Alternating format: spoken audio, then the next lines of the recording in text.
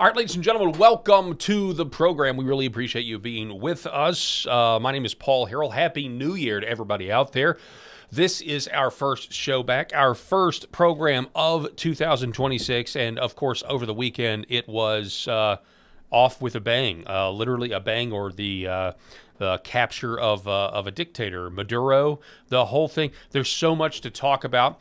I think we were kind of on top of this. If you've been watching every broadcast that we've done, over the last 6 months, when we interviewed Colonel Conrad Reynolds and we were talking about election machines and paper ballots and all this other stuff, and I asked Colonel Conrad Reynolds, I said, are we about to invade Venezuela potentially because of the software and Smartmatic? And he didn't quite give an answer, but you could tell that this was kind of a sensitive subject.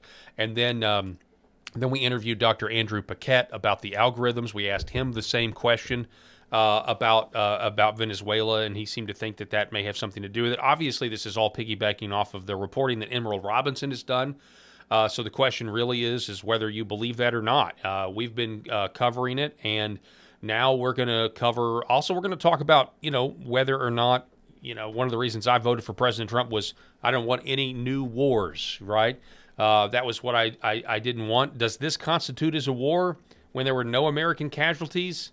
That's what we're going to talk about today. Rob Spencer is with me. The Paul Harrell program starts right now.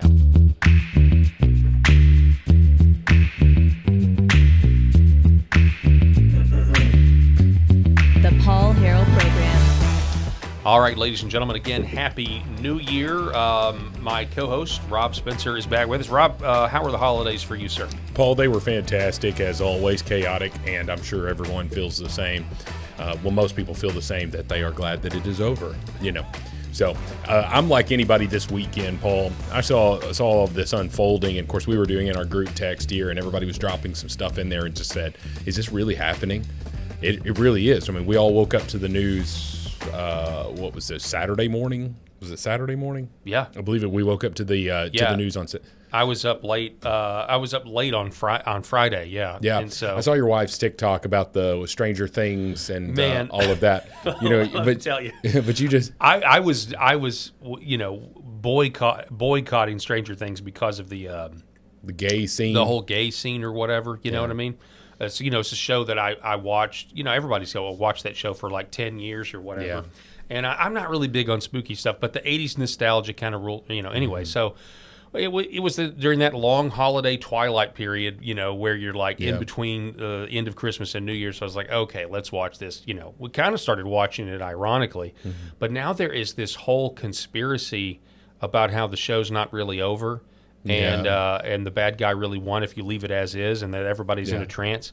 And I'm convinced that it's either the worst writing ever to leave that many plot holes in a series where people try to figure out puzzles, and there are very rarely any mistakes. To leave that many mistakes in there's people thinking there's new episodes dropping in a couple of days, but I don't know if that's true or not. I think I may have watched one episode of that when it first came out, or a couple of, maybe it was when season 2 was coming out. I don't know. I never got behind the hype, but I have seen clips of the scene, and it was just like, okay, I thought this was about like monsters and things, whatever the show is about, and I think it's about this dude. I don't like girls.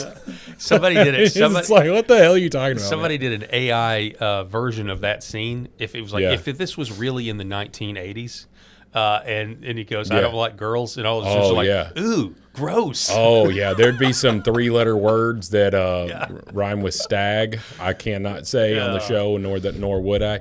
But that's what it would have been, because that would have been the type of language and that it was used. So anyway, you had said, hey, I was up and I saw it live, and so I can't imagine what you were thinking going to bed Friday night for you. Yeah, you check the Twitter or the X or whatever right before bed, and I'm like, we're at war with Venezuela, is what it looked like. And then you figure out, okay, no, they got Maduro. And weirdly enough, about this whole situation, I don't understand. I get that the indictment against Maduro had already been filed, like what, in the Biden administration or in the Trump first administration? I think I feel like it was 2019. Okay, but I can't remember. Regardless, it's weird. I've never seen this, but I mean, I could be historically illiterate or ignorant on this. the military working in conjunction with the United States Justice Department. You know, they're trying it in civilian or criminal court, but it's in that's weird to me. Okay, I can tell you my thought process on this. If anybody is kind of wondering why they keep saying that this was a law enforcement action and not a military action, that the FBI worked in conjunction with the Department of War rather than the Department of War just doing this. Because let's be honest, it wasn't FBI agents on that raid. This was SEAL Team 6. This was whoever. I think it was Delta Force. Was it Delta Force? Okay, right. So Delta Force. These are these elite military trained individuals that are going in there to make this extraction, I guess, for lack of a better way to put it. But anyway, but you have to keep saying that this is a law enforcement action, that they just brought in the Department of War rather than the other way around, for the simple fact that if it's just the Department of War, it's really a whole lot easier to say that it was an act of war, that it was a military action by the United States to take over a country, rather than, hey, this guy is a criminal fugitive and we're trying to get him, we're trying to extract him so that he can face charges here in the United States. That's what I felt, because he kept trying to say it was, he kept saying, this is about law enforcement. It's about law. Marco Rubio on the Sunday show saying the same things, law enforcement. I think they really want to emphasize the fact that they were trying to arrest Maduro, not attack Venezuela. Yeah, no, I mean, no doubt they definitely wanted, that was the whole operation.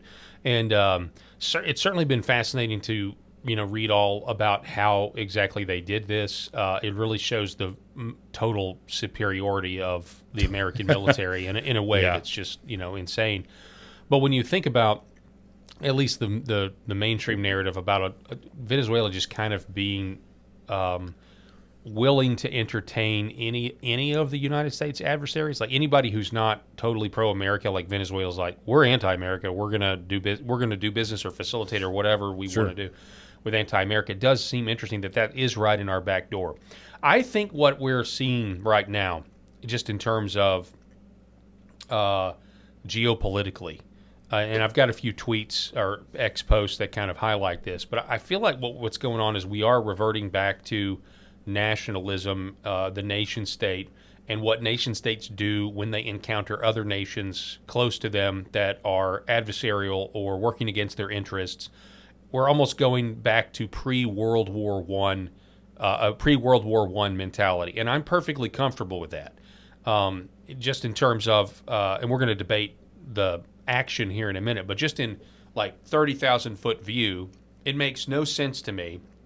And I've recently come to this conclusion, but it really makes no sense to me that we spent trillions of dollars in Iraq, and Iraq is not and we conquered that country, and Iraq is not like a permanent colony or territory of the United States where people could go on vacation. Not that you would want to go on vacation there, but I'm just using that as an example. Yeah.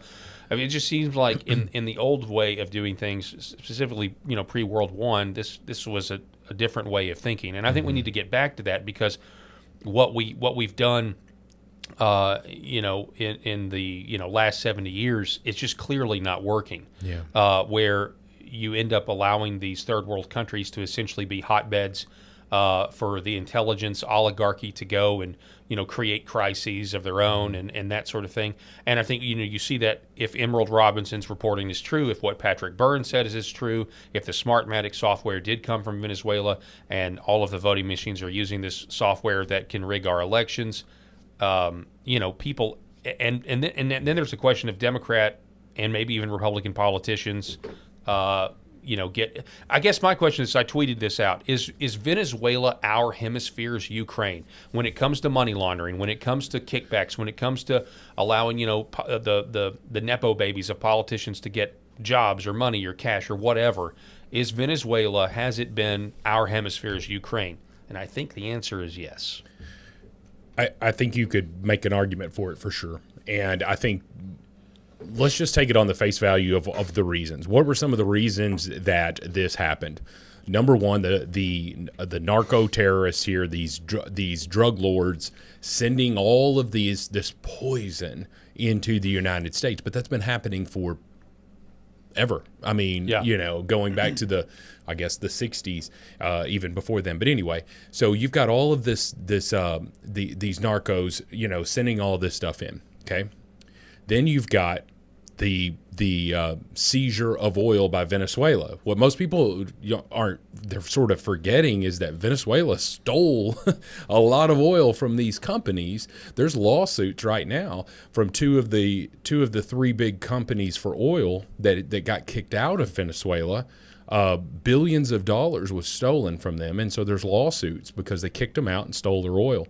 Now, so then there's that. There's this oil, but then there's this bigger thing, and I think probably a more relevant thing.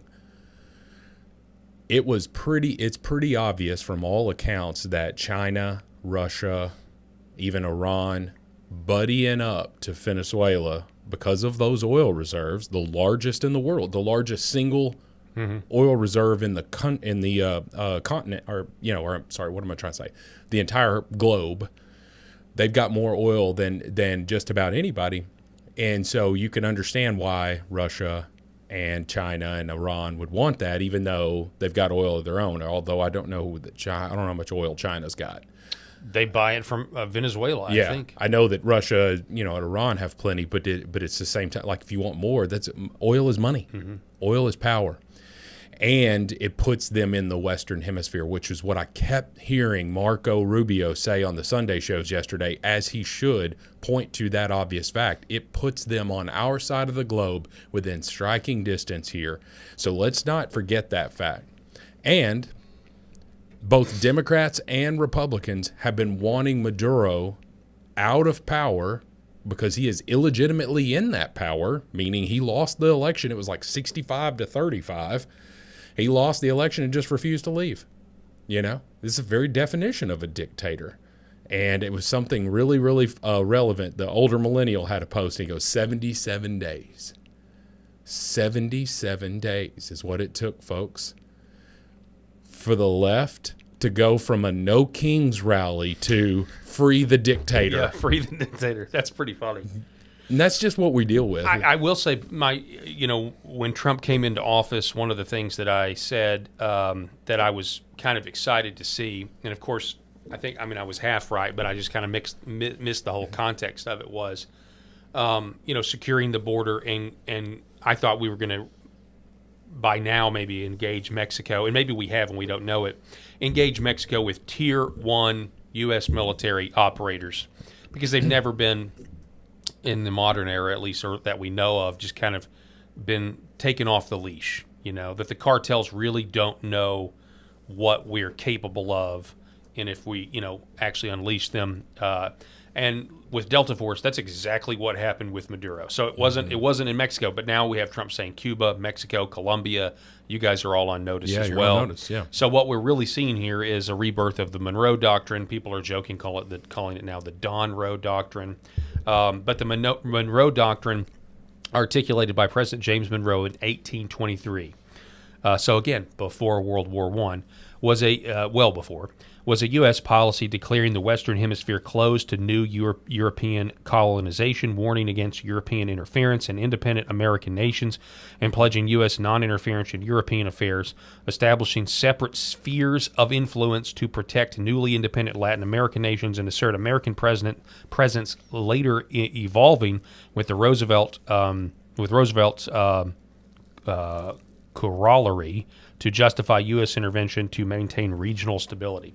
So people are saying that that's exactly what we're now in this new version of the Monroe Doctrine, where, look, you stay in your hemisphere, we'll stay in ours. And that's why I think I won't be surprised if Vladimir Putin finishes the job in Ukraine. Maybe there will be peace, but he's certainly going to keep the territory he's got. Won't be surprised now if China does take Taiwan. Venezuela has a lot of rare earth minerals. You also have a huge problem right now with silver and paper silver, and a lot of banks have oversold silver on paper that's not physically there. Venezuela has a lot of silver. And I know they're all talking about, well, we want to make sure these resources go to the people of Venezuela, but let's be real here. I mean, the United States is going to benefit, directly and indirectly from this. Yeah. Our industries are going to benefit from this in huge ways. And instead of, we're using hard power instead of using soft power with NGOs and all, I'm ready for all of that to be over with. If you want to take a country, same thing with Greenland, right? I mean, you would hope that Greenland assents to U.S. becoming a U.S. territory or whatever it's going to be. You would ideally hope that.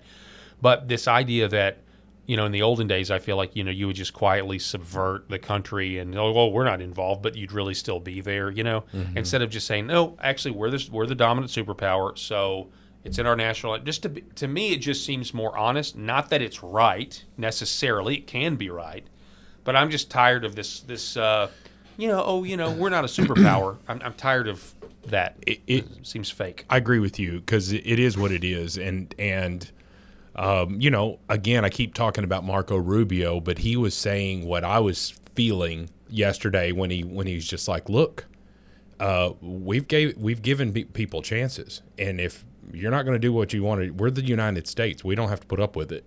We're gonna exert our power, and that's exactly what we saw.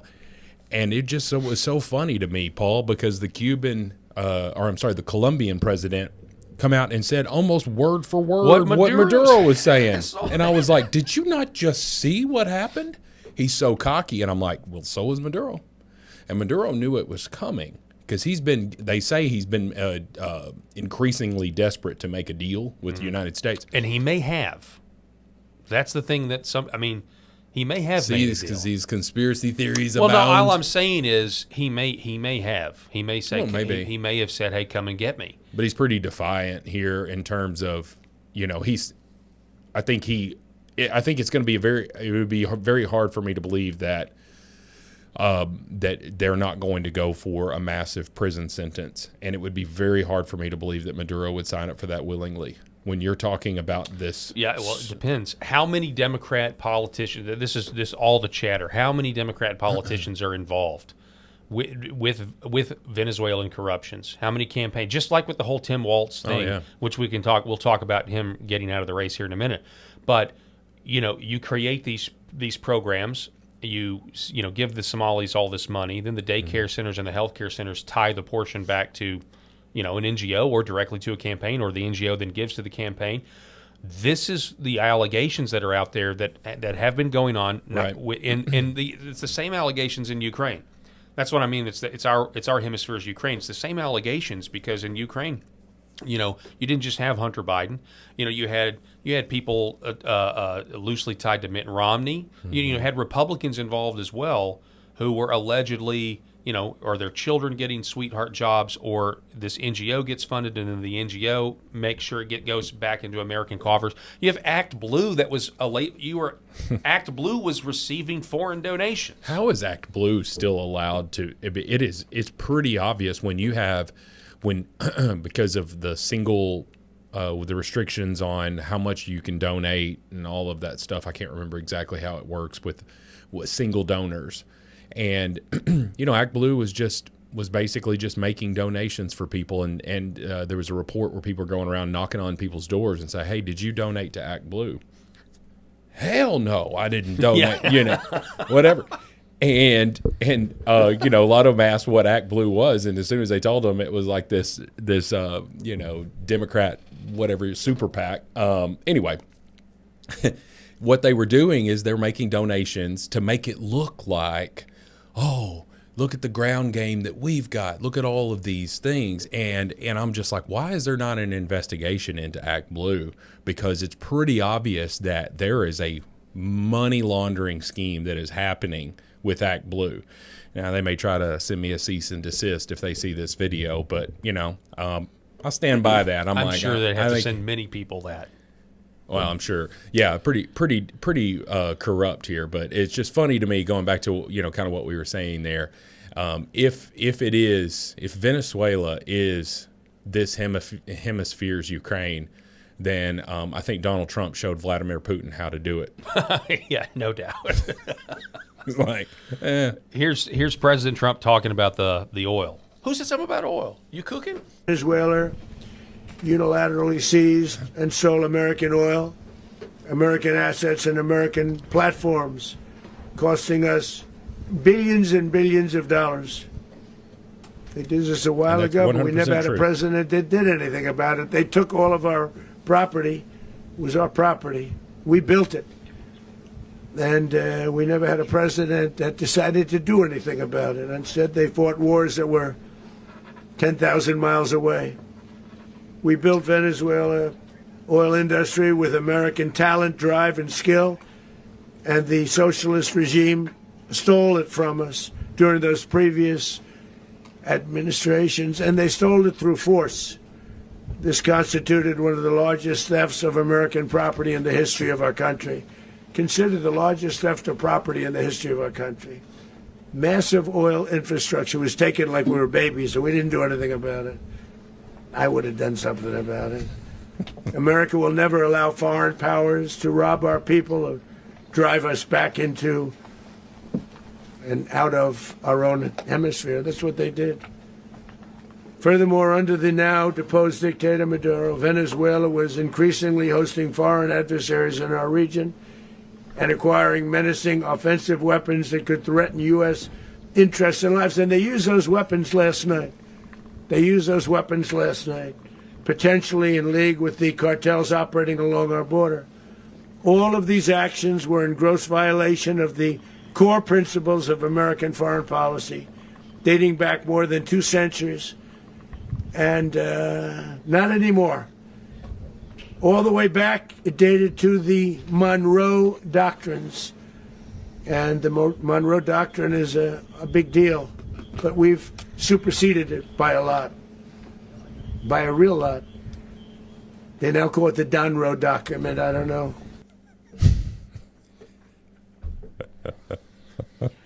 Oh my goodness!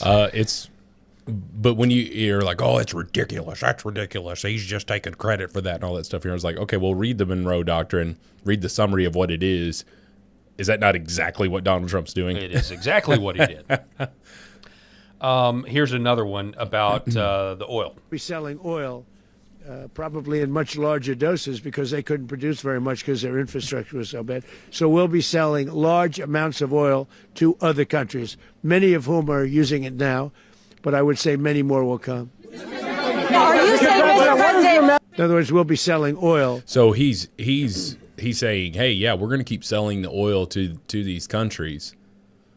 We're going to be selling the oil to these countries. We're gonna ramp up production because the infrastructure was terrible. It just blows my mind that country has more oil than any other country on the face of the planet, and their people are living in utter squalor because of socialism. And the money that the corrupt government was receiving, which by the way we have a corrupt government, but the money the corrupt government was receiving was being used to do all sorts of things that are against our interests, whether it is the cocaine or whether it is the elections. I mean, it's crazy. You think that amount of wealth. Can you imagine if you are a corrupt intelligence agency?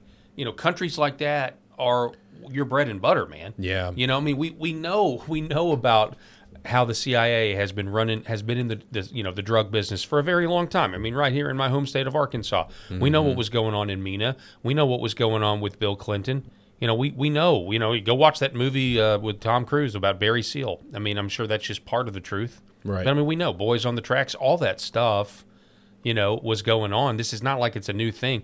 So the question is, does it destabilize? And this is the question that many people. Right. I mean, can you name an example where the United States of America does this and it doesn't turn into an Iraq or an Afghanistan or a Libya or something like that? And so that's if that happens, that's going to be a huge problem for this administration. If it doesn't happen, it's going to be an asterisk on, what our foreign policy results for the last 50 years. I would say one of the only differences that immediately come to mind when you pose that question is the difference between a narco terrorist and a radical Islamic terrorist. Okay. A narco is selling drugs and killing for money. And these radical Islamists are killing because they want to create chaos and kill as many infidels as they can because they believe that it's their holy war and all of that stuff. It makes me think about The Godfather Part 2. And it's when the Cuban rebels, and the Godfather, Corleone, he questions it because he sees that he believes that the rebels could win because he believes that their cause is strong enough to them that it can be more impactful than somebody just fighting for money, a paid hand. And so my point of it is, if you can stabilize that country and cut off the supplies, I think the narco terrorists are going to fight back. They're going to try to protect their way of life, but I think that they're just going to make an adjustment. The same way that they make an adjustment whenever this gateway is cut off to human trafficking to into the United States, they find another gateway. They just keep going around all of this stuff. Dig another tunnel. Yeah. Their goal is not going to be to destabilize, in my opinion. Their goal is going to be to hide and come up again where they can make money. That's their sole goal. They're not trying to be suicide bombers. Remember, too, the Venezuela apartment complex in Colorado that was completely it was an American complex that was totally overrun by Venezuela. Listen to yourself, Martha. Only a handful. Where did this come from? I mean, so there's a lot. I mean, this is a very there's a lot of problems with what's been going on in Venezuela, and I think that's an understatement. But to point out that how consistent Donald Trump at least appears to be here. I mean, obviously, I know there's the legit criticism. Hey, this is another nation-building experiment. I see. You see the next comment. But Donald Trump back in 2013. Donald Trump back in 2013. I still can't believe we left Iraq without the oil. Yeah. Okay, so this to me, and I could be totally wrong here, but I really, if you understand, and I don't understand as well as I should, but if you understand what the world was like before World War I, and certainly after World War II, things completely changed, right? The whole idea of being open about your empire was replaced with economic incentives of, hey, our American military, our Navy will secure your trade routes. If you use the U.S. dollar, we'll guarantee that your shipments get there. And so now you're basically U.S. friendly, but we're not actually saying that you're official. So before World War I, that wasn't as much the case. It was more, hey, if we're going to go to war, we're going to take the land and keep it for as long as we can. It's ours now. Yeah. This is that mentality that Donald Trump had all the way back in 2013. It makes no sense.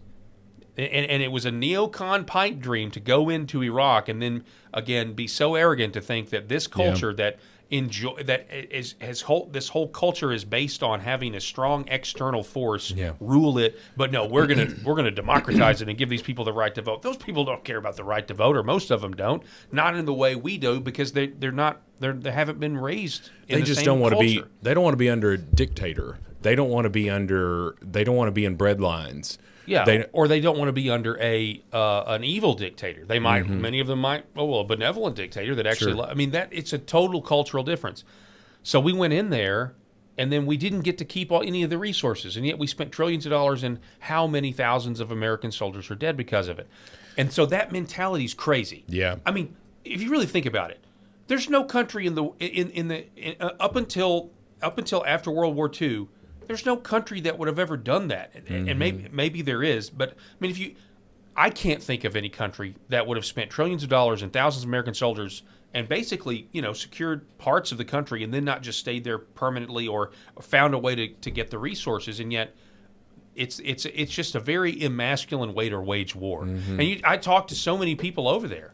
I talked to so many people that went over there. And they were like, the rules of engagement are terrible. We're not a military. We're not trying to kill the other side as efficiently as possible, which is what you do in war. We're just a glorified police force, and we're getting killed because we can't kill the enemy the way we would if it were an actual war. And that's how we treated Iraq. That's why we don't have the oil. What Donald Trump did the other day is different in that respect. Mm-hmm. He went in, he bombed them back to the Stone Age. Oh, I don't know how many civilian lives, but he did the military targets. He did kill people there. He killed Cubans that were there as soldiers, according to reports. And he went in and he got them and he went home. Yeah. And so it's different. It is different. You can legitimately not like it. I think the left is crazy about that. You can't. The left's losing their minds in the way the left does. But I think you can be on the right and legitimately be against what happened. Mm-hmm. But I do think there's a difference. I completely agree that there is a difference. And I think that, sometimes we've not seen the forest for the trees sort of thing. Like, okay, we go into Iraq and we are liberating this country and we're finally taking down this evil dictator. And we spent billions and billions of dollars destroying this country here with munitions, and then we built billions and billions of dollars to pick it back up when they had the means to repay us right below their ground, and that's what Donald Trump is speaking as in 2013 as a businessman. You did all of this. You lost all this human life. You cost billions of dollars, and you left without payment. Because the payment was clearly there and we were well within our rights to take it. And I think that Donald Trump is looking at that 2013 tweet today as it gets rehashed because these comments are from like yesterday. The first one, hilarious. Oh my gosh. Yeah. we'll just leave that one on when it was on I don't the screen. Control what comments. Don't leave Venezuela without the thick, big booty Latinas, is what it says. Is that Alex Stein? I don't know. Is that an Alex Stein burner account? It could be his burner account. But I think Donald Trump looked in there and said, okay, Venezuela has been stealing from our country, like from our oil companies. They kicked them out. They've been stealing from the United States. They've been emptying their prisons. He's been saying that for years. You emptied your prisons into our country. You got rid of your insane asylum folks. Your crime. Did you notice that the crime in Venezuela dropped during the Biden administration whenever they were sending all of these people? And I haven't seen that, but I'm not surprised. Yeah. So there was I watched this report. I can't remember the reporter that did it, but it was like Newsmax or something like that. But anyway, but they were like, the crime is down significantly in Venezuela, and everybody's talking about, it's because of Maduro, and like that's what Maduro was trying to say. No, it's because you got rid of all your criminals and you sent them to the United States. And Laken Riley was killed by an illegal Venezuelan. Mm-hmm. Okay? And she's just one of many, many cases of Venezuelans coming in here and terrorizing. Are there Venezuelans that are coming across here for a better life who are becoming bricklayers and all of this stuff? Sure.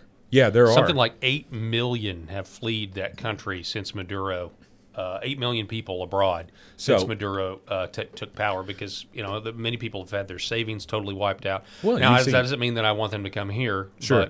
Well, and you've seen pictures of grocery stores with just empty shelves, and you're just like, man, this is brutal. It's brutal. How can anybody sign up for this? Except for the entire city of New York City just signed up for it with a socialist mayor. But anyway, he's looking at it through the lens of, hey, yeah, you've done all of these things to us. So we're going to take out your leader, we're going to put him on trial, and we're going to take some repayment in the form of billions of barrels of oil. Mm-hmm. Kind of hard to argue with that. I don't know what the price of oil is now, but I know on Sunday when the markets opened across the globe, it fell. Yeah, well, now, because you know why. You would think, anytime there's chaos in an oil-rich country, prices go up. But not now. They're going down because there's confidence. People know, we're going to efficiently take the oil out of the ground, get it to market, and we're going to sell it.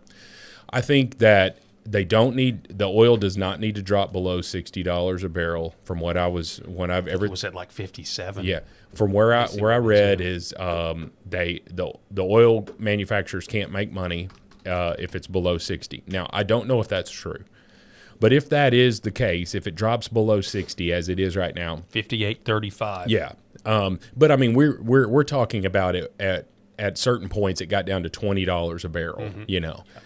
And we had, I remember during Trump's first term, my wife and I went to a gas station once, and it was 99 cents. Okay. Now, I looked over at my wife, and I said, I think this is a little too cheap. You know, great. Hey, it's great. I just filled up my tank for $25. But I thought that, I was like, you know, that's not good. So, but we also don't need the $130 a barrel that we saw during George W. Bush. You know, the administration there, who was an oil man. You know, it's funny how that works.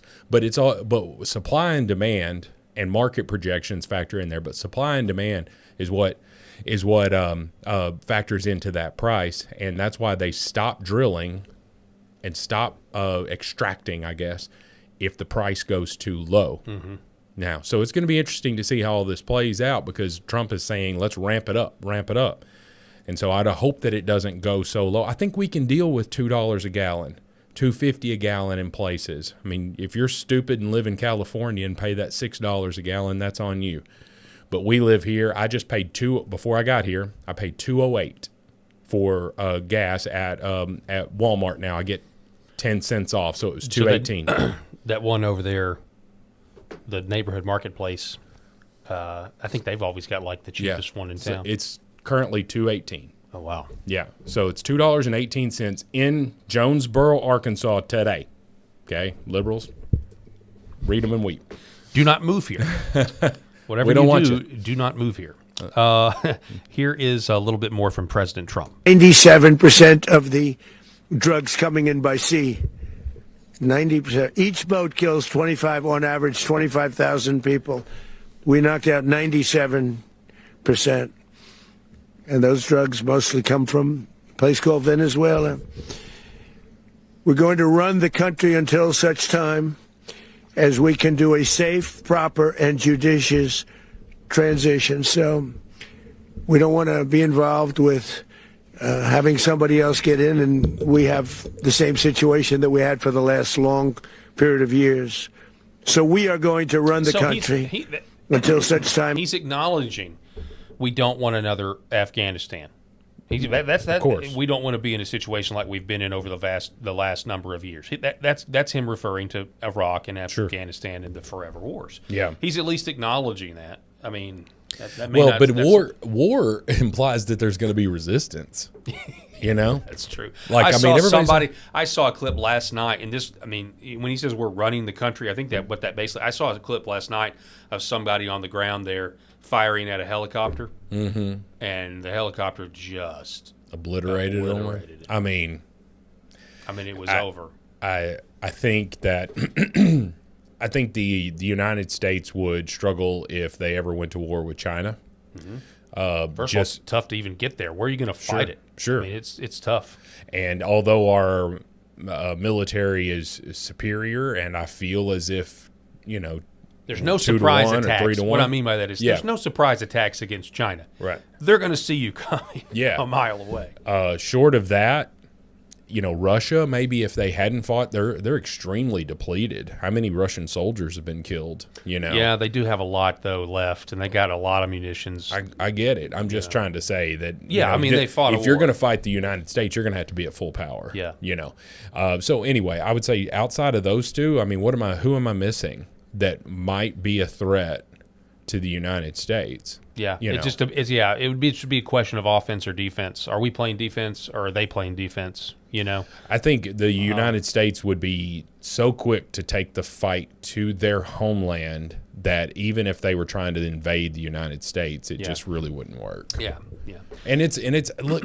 Let's be honest. How do you invade the United States? It's too big. Yeah. People will forget how big it is. Yeah, you do exactly what South America and George Soros and all what they've been. That's how you invade the United States. Not under the banner of a nation state, but under the banner of humanitarian aid. That's how you invade the United States. And look at what we got here. Yeah, we got it. Somalia. We got 80-foot tall monkey statues in Texas. Oh yeah. You know, you got a Muslim.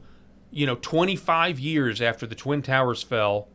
After the hijackers, and we can talk about the official 9/11 narrative or not, but the bottom line is, we were lectured my entire youth about Islamophobia, and guess what? It worked.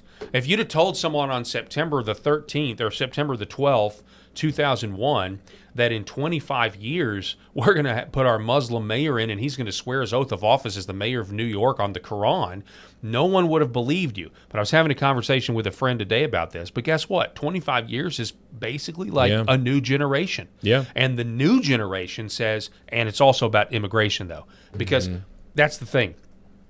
New York has been inundated with immigrants. The demographics of New York are not what they were 25 years ago.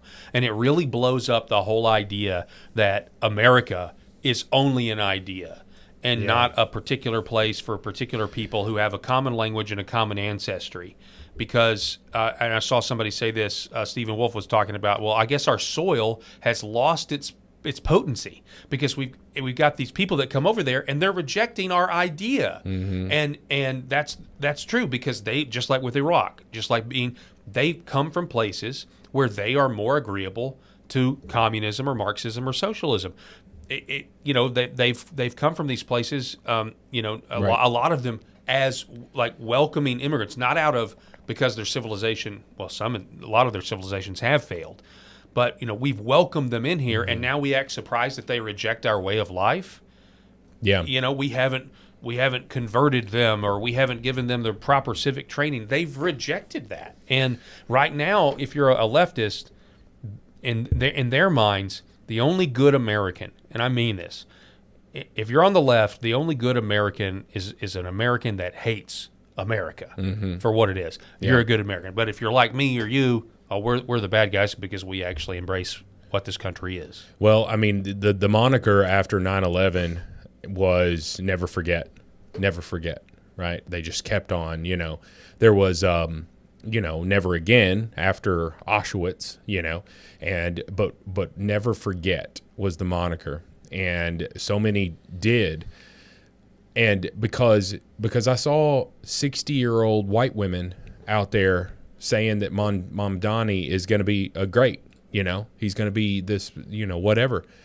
And I just said, I'm like, your ideology has so infested your brain with rot that you cannot think critically about what this man represents. He represents an ideology that murdered thousands of people in that city. That was an attack directly on American freedom, and you just elected that ideology as the mayor. And you're like, no, that's not what it was. He took his oath on the Quran. What do you think radical Islamic terrorists read? What do they read? They're not reading the Old Testament. They're not reading about Jesus. Or Jihad Daily Magazine. Yes, they're reading the Quran. Okay, now, I agree. Just like many Christians have different interpretations of what is said, you and I both, sitting at this table, are members of two different denominations of Christianity. But we basically believe the same things, right? Yes. Now, there is definitely a different interpretation of the Quran, meaning, we're not a radical and all of this stuff, but you cannot deny that the Quran calls for you to murder infidels. It's clearly there. That you are to what's the word? Cut off the head of non-believers, right? And it's like, you mean to tell me that is conducive to blending in with Western society? Meaning you read and study and believe in a book that tells you to cut off the head of those who do not believe in Muhammad, and you live next to a guy named Carl who's a Catholic, okay? I don't know. There's going to be a problem here. You can see why there might be an issue. Mm-hmm. And the bottom line is New York has done this to themselves, but I do feel bad for certain individuals. However, I did read that there was that there are something like 8 million registered, or not registered voters, 8 million New Yorkers, citizens of New York City, who are of voting age. And Mamdani received 1 million votes, which was over half the votes. And you're just like, wait a minute. So 1 million people decided for the other 7 million, you know, and the other 7 million really only have themselves to blame there for not going to the polls. Yeah, and they voted themselves their own destruction. Honestly, it's going to be New York is never going to be the same again. Yeah. So well, and if you looked at the polling, I forget who our Republican candidate was there, the guy that wore the beret. Mm-hmm. I mean, he was kind of goofy looking, but if you listen to him, he was spot on, man. Yeah. Spot on about that stuff. Anyway, you know, and so what they're going to do? They're going to have Cuomo, disgraced former governor who's running for mayor. They would rather vote for him or this socialist than to vote for a Republican who has good ideas. Mm-hmm. Can't do that. So you only have yourself to blame. Here's General Michael Flynn about Venezuela. Everyone paying attention yet? The world just changed course. He says it's not simply about energy, but also about access and control. The Panama Canal must be controlled by the United States, the Caribbean, and all the key straits in and out of the Gulf of America must be controlled by the United States.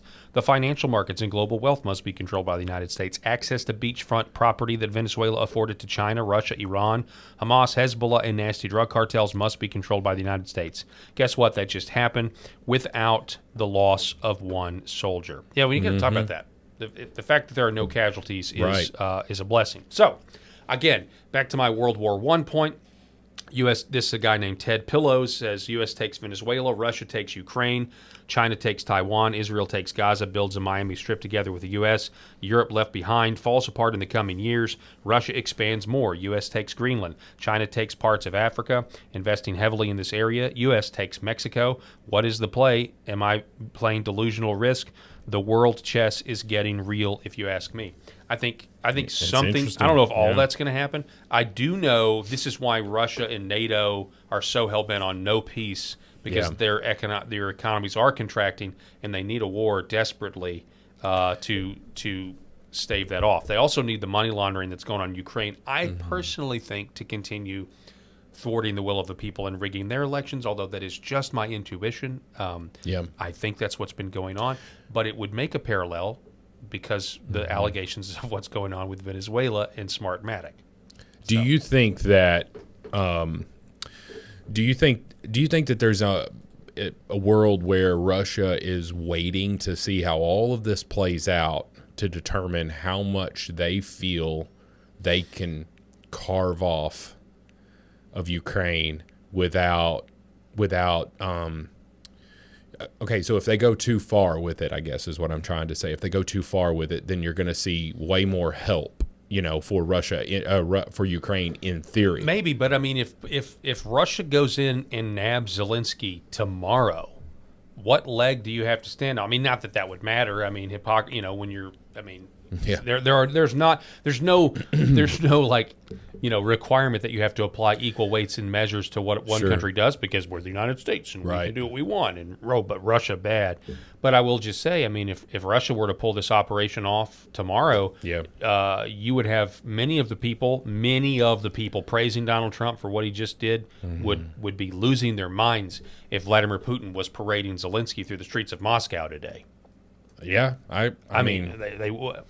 Well, especially after, you know, Zelensky became the sweetheart of the world there briefly. Now I think a lot of that glimmer has faded. Yes, you know, from it, and rightfully so, because I believe that he has been the recipient of millions, if not billions, of dollars. On that note, I'm going to pull this tweet up now. Let me see if I can. Oh, this was the meme of the day, man. So somebody made this. So this is supposed to be Maduro's phone. Okay. He's got messages from Putin. We make deal, no tell Trump.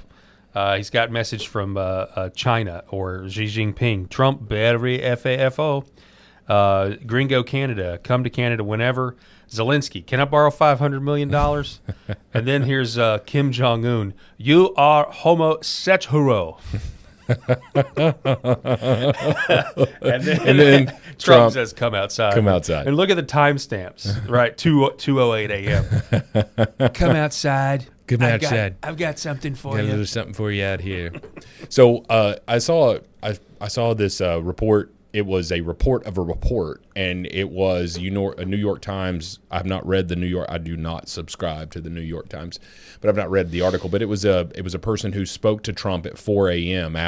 on Saturday, and so this was 2 hours after the extraction, right? And they're like, hey, I called Trump, and it rang 3 times, and he picked up, and it's 4 a.m. right? And everybody and just like, okay. Well, because, the first one of these clips that you played, he sounded a little tired, and when he was reading. Yeah. Because it was just a few hours after that. He hadn't slept, and he's 80 years old. He hasn't slept. He did look a little disheveled. Sure, because he'd been up all night extracting world leader, presidents of other countries. Yeah, I saw where he was watching the live feed or the feed in real time, so it was like a movie. Yeah. So anyway, but the New York Times, was like they were trying to give Donald Trump credit for that. They're like, listen, during the Biden administration, his handlers changed every phone number that you could reach Biden. You could not call and reach Biden under any circumstances. And we all know it's because they were hiding this feeble old man who was losing his mind. Mm-hmm. We knew it. Yeah, and somebody wants to talk about this with Trump, and you're just like, yeah. What do the world leaders think of Trump? Because I guarantee you, none of them think he's old and frail like Biden. They gave Joe Biden a Fisher-Price phone and told him it was real. I agree. So again, to my point, and then I'm going to move on to Emerald Robinson's reporting or her reaction to what happened in Venezuela.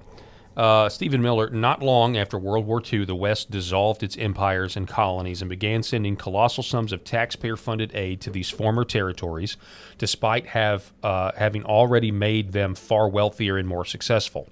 The West opened its borders, a kind of reverse colonization, providing welfare and thus remittances, meaning the people that come here send all that money back to their family at home, while extending to these newcomers and their families not only the full franchise, but preferential legal and financial treatment over the native citizenry. Inject that right into my veins, because that's exactly the truth. The neoliberal experiment at its core has been a long self-punishment of the places and peoples that built the modern world. It just does feel different. Let's get to Emerald Robinson's reporting, because we've only got like 8 minutes left, and I apologize that it's just a lot going on. That we're just now getting to this. She writes, lots of Democrats and some Republicans in Congress will be upset about Maduro's arrest and claim that Trump did something illegal. Remember, these people are all on the payroll of the drug cartels, or China, or Soros, or the big banks laundering drug money, or all four. Okay? So, and again... Hey, listen, just let's scroll down and read Brad Miller, this complete idiot. Let's read his, it's illegal, but you don't care about that because you've spent the last year finding inventive ways to defend Trump. Maybe you should orient yourself to the truth and the law instead of orienting yourself to Trump. Hey, Brad, have you ever heard about the War Powers Act of 1973? Why don't you shut the hell up? Because you don't even know what you're talking about. The president does not have to get congressional approval unless it is longer than 60 days. Congress has a way to make war. They have a way to do it, and so does the president. It just is what it is. The president just has to inform them within 48 hours, which he informed the world within 1 hour. Thomas Jefferson sent the Marines to attack the Barbary pirates without congressional approval. How many missiles did Barack Obama drop? My God, man. You people you're so infected with liberal brain rot that you can't even look at it and say, although I disagree with Trump doing this, He has the ability to do it. He's the commander-in-chief of the military. Shut up, Brad. Just look at what like you said, all presidents, look at what they've done. And by the way, the Constitution, because the Constitution really matters about anything anymore. I mean, both sides are guilty of this. Like, it matters when I want what I want. No, it matters when I want what I want. Yeah. Anyway, another tweet from Emerald Robinson. 14 months ago, I promised to find it. By the way, Emerald Robinson has not been a Trump yes person. You can go, but she's like Brad accused her of. She actually has been very critical of the lack of arrests, just like you and I have. 14 months ago, I promised to find out how Trump won the 2024 election in spite of our rigged voting machines. The arrest of Maduro today confirms my original reporting. I was the only journalist in the world with access to the team that saved the 2024 election. Today is sweet. So again, this whole story, we covered it. We also interviewed Dr. Andrew Paquette about this. Yeah. And just all of the events that led up to, 2020 was clearly stolen. Yeah. Why wasn't 2024? There is a story. You can choose to believe it or not. There is a story to explain how that happened, and Emerald Robinson has it. Yeah. And Venezuela, or people that are Venezuelans that wrote the software that got to Florida in 2004. There's also a story that Paquette told me about how Smartmatic originally tried to get their machines approved in California under Arnold Schwarzenegger. Yep. There was a law in the books, though, that said the state of California had to inspect the software. State of California under Schwarzenegger says, hey, we think this software is designed to rig elections. So they didn't get the contract. Then Jerry Brown got in, and he changed the law that required the independent research into the software, and they got the contract. So we may not have had, in pockets of this country, a legitimate election, since 2004 in a lot of places. I completely agree, and you cannot convince me that if only legal, one vote, one person, only legal citizens of the United States voting in any given election, I really struggle to believe that unless it's just an extremely liberal state like Vermont or something of that nature, that we're not going to have such overwhelming numbers of Republicans serving. I think it's a 65-35 Senate, right? It's a 300 to whatever 100 and such and you're such saying and such you think house. that the Republicans would be the clear majority? They would be the clear majority, because I believe, in my heart of hearts, I completely believe that the only way that Democrats can consistently win. I mean, when you think about this, Paul, as unpopular as Biden and Kamala Harris were, as unpopular as the Democrats were, and you can say whatever you want to about Trump, but everybody believed, hey, man, things were a lot better under Trump. Things were better under him. I know we're running out of time. But as unpopular as Kamala and Joe Biden was, there were some of these states were still closer than what they should have been. And where is the fraud coming from? It comes out of liberal areas, Fulton County, Georgia, Maricopa County, in Arizona, right? And that's where you're seeing all of this fraud. And so, why don't you ever see fraud, Paul, in Jonesboro, Arkansas, like to the level of election fraud? Because most of our leaders here are Republicans. Yeah. And we don't have to cheat. It's just the way it is, right? And so, if you're going to see any cheating, it's going to be in a primary. But, it's going to be in a primary. But I've never, I don't know, I don't have any allegations. This is also like this is the runner-up. Lane Kiffin is strongly considering offers to become the new president of Venezuela. That's so funny. Talk about a guy who, wow, yeah, with Ole Miss, maybe going to win the national championship. Sure, we were talking about this off air. It's going to be, it would be just justice, for them if Ole Miss were to go all the way and win this. Now, Lane Kiffin, believe it or not, LSU is going to pay him $1 million if Ole Miss wins the national championship. Did you know that? That was in his contract. Because it was in his contract that he would get it at Ole Miss. Oh, wow. So if they win, like he's already made money from the playoffs because it was like there were contract triggers. But he's going to get paid by his current school if his old school wins the national championship. Oh, that's dirty, man. Yeah. What has this become? But man, just like you leave it because it's a better chance to win a national championship, and then you've got this team here, and you're like, oh, yeah, we'll see. Looking pretty good right now. So we'll see what happens with Miami on Thursday. So Yeah. Hey, we didn't get to talk about Tampon Tim. Oh, sorry. Yeah. Well, we'll do that tomorrow. Yeah. Yeah, let's spend some time on Tampon Tim tomorrow. So Tampon Tim. He's gone. Yeah. He's out. All Gone. thanks to a 20-something-year-old YouTuber exposing Somali welfare fraud. Yeah. Not welfare fraud. It's just straight up daycare and healthcare fraud.